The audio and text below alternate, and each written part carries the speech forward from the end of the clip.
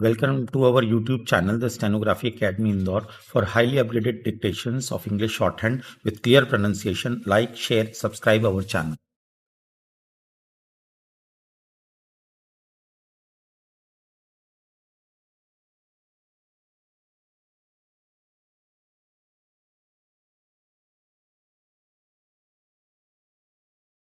Transcription number 91, Kailash Chandra, 1000 words. Kindly be ready, 5 seconds left. Mr. Vice Chairman, I accept the principle of the separation of the railway finance from the general finance. I also accept the desirability of this arrangement.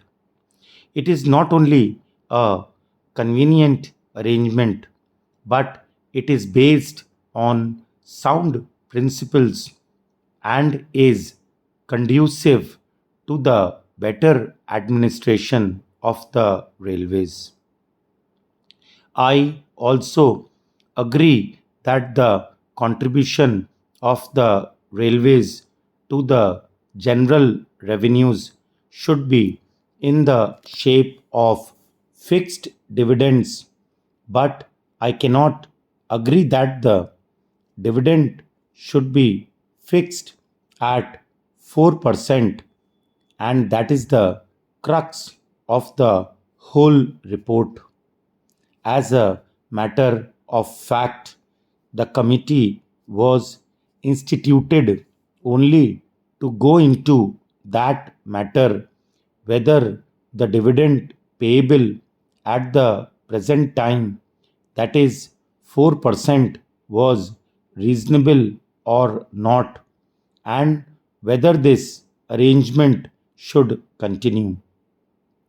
When I say that I do not agree to the rate of dividend, I wish to submit that enough material has not been placed in our hands to judge whether the dividend which is being fixed is fixed on some sound basis or not. The committee has not examined certain vital matters concerning the administration of the railways. And what I find is that the whole arrangement is very superficial. It appears to me that the railway administration and the finance administration came to an agreement, and the committee did not find it necessary because of the agreement between the two ministries to examine and go into the vital matters which affect this issue. It is not clear how this dividend, if fixed at 4%, is going to react on the working of the railways and particularly on the future development of the railways and also on the present structure of the fares and freights. This question has not at all been examined, and we do not know what reaction it is likely to have. These are very vital matters, and I think that they need a thorough examination before we can come to correct conclusion in this matter. As we know, there is a pressing demand for reduction in the railway fares, particularly for third class passengers. This demand has been made on the floor of this house, and I think there is great justification behind this demand, and more particularly now when we find that the prices of agricultural goods have gone down, we will have to take into consideration the question whether the rural population, who will get much lesser return for their products now, will be able to pay the same fares and freights.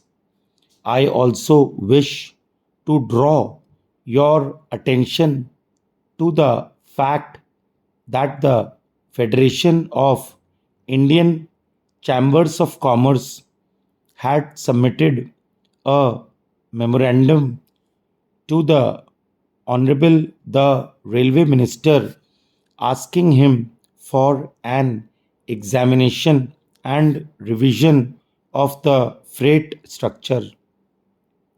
I do not know what the position today is, and unless and until we are enlightened about that, unless and until we know where we stand in relation to freights and fares, we are not in a position to take any decision whether the rate of dividend should be 4% or not. I should like to ask the Honorable the Railway Minister whether, in view of this strong demand made by the people through their representatives in both the Houses of Parliament, and in view of the changing economy with which we are faced, he can give us an assurance that he will be able to discharge his obligations and responsibilities and commitments, that he will be able to pay a dividend of 4%, and yet he will be able to reduce the freight and fare rates. That is the basic thing.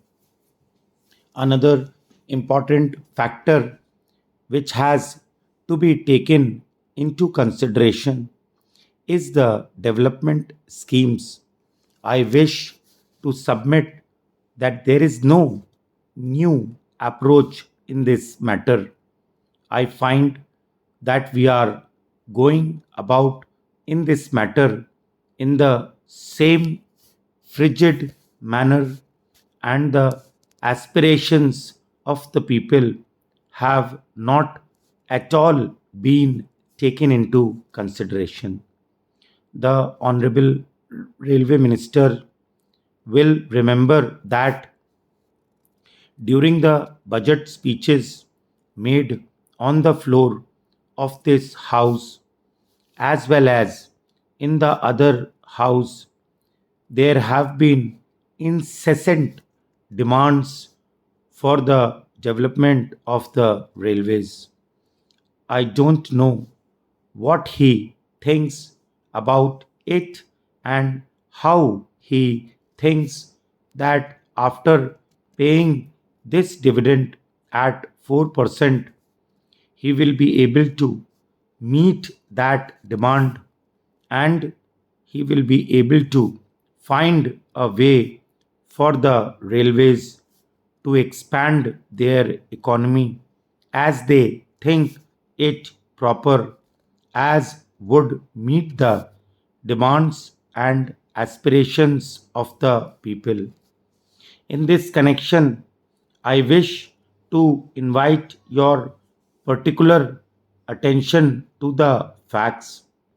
I will be happy if we could pay even a larger percentage, but the fact is that we must be sure that the railways are, in the present circumstances, in a position to do so, and yet discharge their responsibilities and obligations and satisfy the needs and demands of the people, which are legitimate and justified.